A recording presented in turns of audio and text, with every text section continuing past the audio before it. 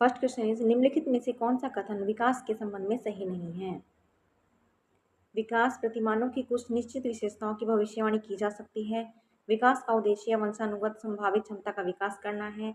विकास के विभिन्न क्षेत्रों में संभावित खतरे नहीं होते, या प्रारंभिक विकास बाद के विकास की तुलना में अधिक महत्वपूर्ण होता है।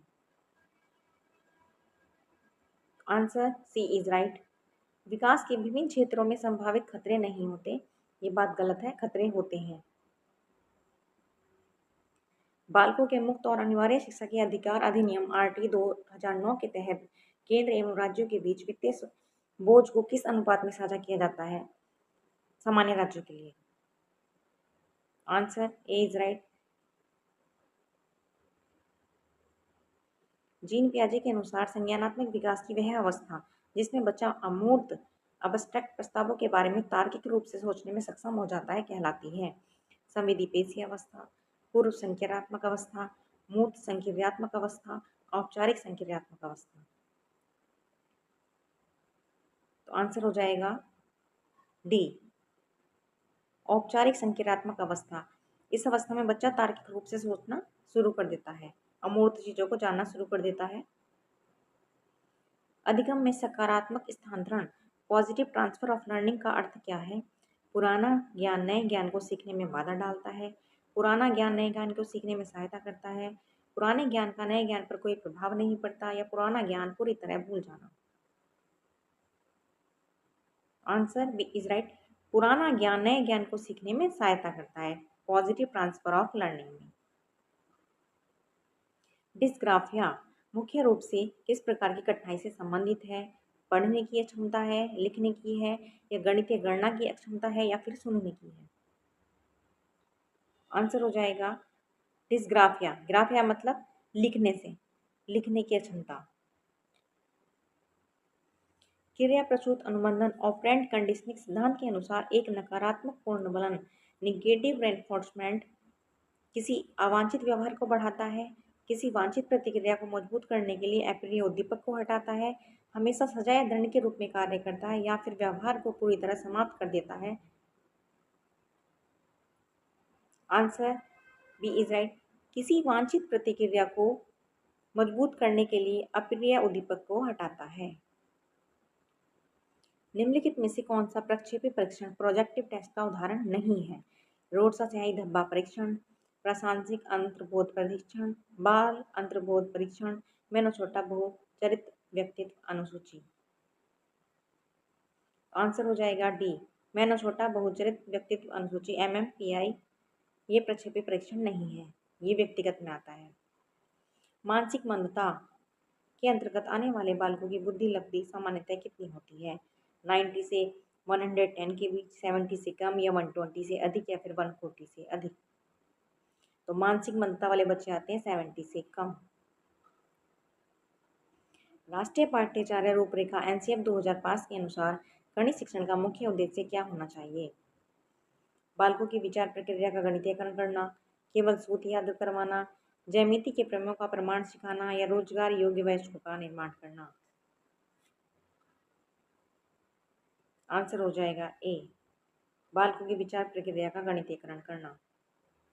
अल्बर्ट बंडोरा के सामाजिक शिक्षण अधिगम के 4 चरणों का सही क्रम क्या है? धारणा, ध्यान, उत्पादन, अभिप्रेरणा, या फिर ध्यान धारणा पुनरुत्पादन अभिप्रेरणा, या फिर अभिप्रेरणा ध्यान?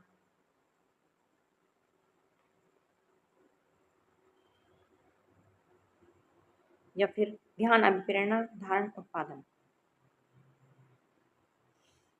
आंसर हो जाएगा ध्यान धारणा पुनरुत्पादन अभिप्रेरणा, यानी अटेंशन, रिटेंशन, रिप्रोडक्शन और लास्ट में मोटिवेशन।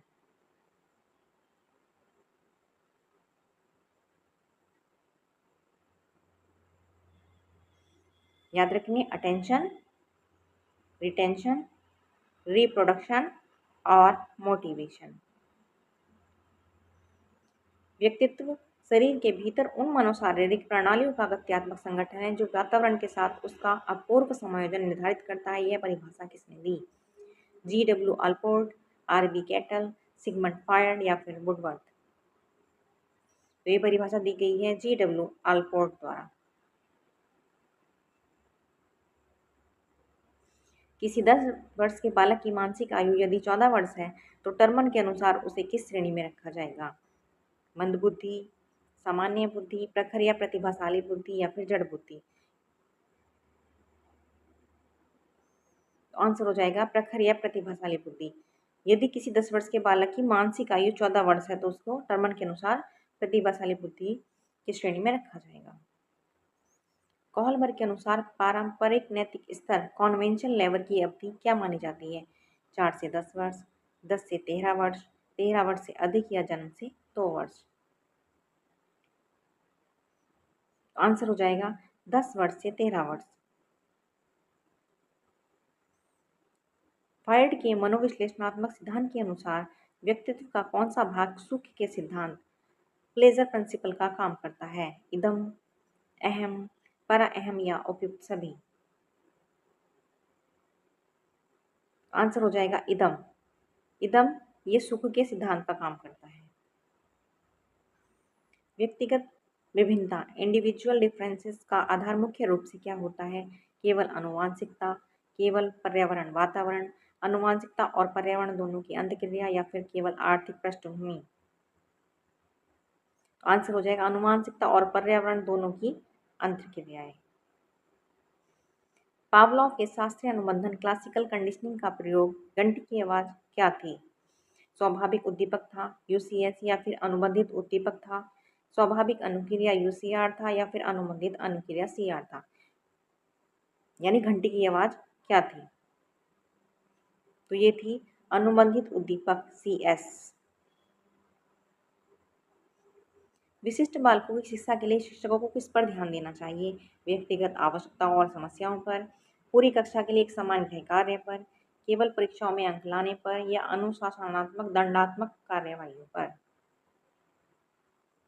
तो आंसर हो जाएगा विशिष्ट बालकों की शिक्षा के लिए छात्रों को व्यक्तिगत आवश्यकताओं और समस्याओं पर ध्यान देना चाहिए। क्रियात्मक अनुसंधान एक्शन रिसर्च का मुख्य उद्देश्य क्या होता है? नए सिद्धांतों का प्रतिपादन करना, कक्षा और विद्यालय की व्यावहारिक समस्याओं को त्वरित समाधान करना, शिक्षा के इतिहास का अध्ययन करना, केवल छात्रों की बुद्धिमत्ता की जांच करना? आंसर हो जाएगा क्रियात्मक अनुसंधान यानी एक्शन रिसर्च का कार्य कक्षा और विद्यालय की व्यावहारिक समस्याओं का त्वरित समाधान करना है, यानी तुरंत समाधान करना होता है। निम्नलिखित में से कौन सी सृजनात्मकता बालक क्रिएटिव चाइल्ड की विशेषता नहीं है? मौलिकता, प्रवाह, लचीलापन या फिर अभिसारी चिंतन? तो अभिसारी चिंतन नहीं होगा। कन्वर्जेंट थिंकिंग ये प्रतिभाशाली बच्चों में पाई जाती है क्योंकि सृजनात्मकता बच्चों में अपसारी चिंतन पाया जाता है। अपसारी।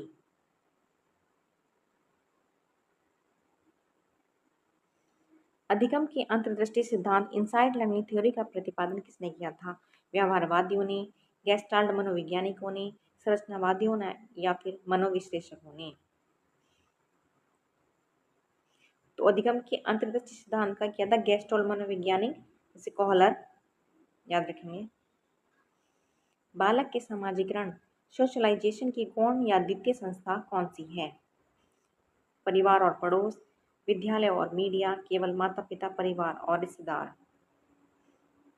तो सेकंड में आ जाएंगे विद्यालय और मीडिया, फर्स्ट में आता है परिवार। बाल केंद्रित शिक्षा के अंतर्गत निम्नलिखित में से क्या शामिल नहीं है?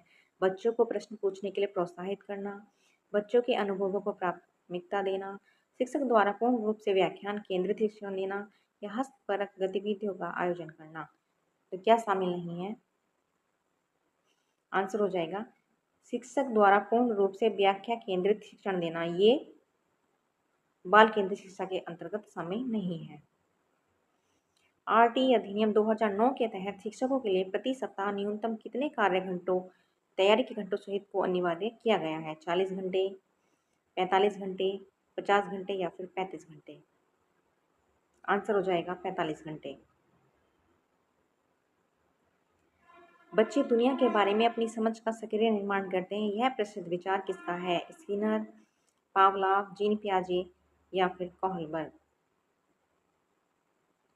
आंसर हो जाएगा जीन पियाजे। बच्चे दुनिया के बारे में अपनी समझ का सक्रिय निर्माण करते हैं। थॉर्नडाइक के अनुसार सीखने का कौन सा नियम यह बताता है कि यदि कार्य का परिणाम संतोषजनक हो तो सीखना दृढ़ होता है? अभ्यास का नियम, प्रभाव का नियम, लॉ ऑफ इफेक्ट, तत्परता का नियम, आंशिक क्रिया का नियम। आंसर हो जाएगा प्रभाव का नियम। प्रभाव का नियम यह बताता है कि यदि कार्य का परिणाम संतोषजनक हो तो सीखना दृढ़ होता है। बुद्धि का बहुकारक सिद्धांत किसने दिया था? स्पीयरमैन, थॉर्नडाइक, थर्स्टन या फिर बिने? तो बहुकारक सिद्धांत दिया था थॉर्नडाइक ने। सतत और व्यापक मूल्यांकन सीसीई में व्यापक शब्द का क्या तात्पर्य है? केवल संज्ञानात्मक क्षेत्र का मूल्यांकन करता है। केवल गलत हो जाएगा क्योंकि निगेटिव वर्ड है। केवल सह संज्ञानात्मक क्षेत्र का मूल्यांकन, ये भी गलत हो जाएगा। केवल लिखित परीक्षा नहीं, संज्ञानात्मक और सह संज्ञानात्मक दोनों पक्षों का मूल्यांकन। अंतर्मुखी और बहिर्मुखी व्यक्तित्व का वर्गीकरण किसने किया? कॉल्ड जुंग या युंग? जुंग भी बोल सकते हैं, युंग भी बोल सकते हैं। कहीं कहीं पर जुंग देखने को मिलता है, कहीं कहीं पर युंग। तो अंतर्मुखी और बहिर्मुखी व्यक्तित्व का वर्गीकरण कॉल जुंग ने किया। विकास का सिर पूछिए नियम क्या बतलाता है? यानी सिफेलोपॉडल। विकास केंद्र से परिधि की ओर होता है, विकास सिर से पैर की ओर होता है, विकास पैर से सिर की ओर होता है, या फिर विकास सामान्य से विशिष्ट की ओर होता है। तो आंसर हो जाएगा विकास का सिफेलोपॉडल नियम बताता है कि विकास सिर से पैर की ओर होता है। एक प्रॉक्सिमोडिस्टल है और एक सिफेलोपॉडल है। नेक्स्ट एंड लास्ट, मैस्लो की आवश्यकता पदानुक्रम सिद्धांत नीड हायरार्की थ्योरी के अनुसार मानव की सर्वोच्च आवश्यकता कौन सी है? तो सर्वोच्च आवश्यकता है आत्मसिद्धि की आवश्यकता, सेल्फ एक्चुअलाइजेशन। तो ये थे हमारे 30 प्रश्न। इसमें हमने मॉडल फर्स्ट कराया है। अब मिलेंगे नेक्स्ट वीडियो में।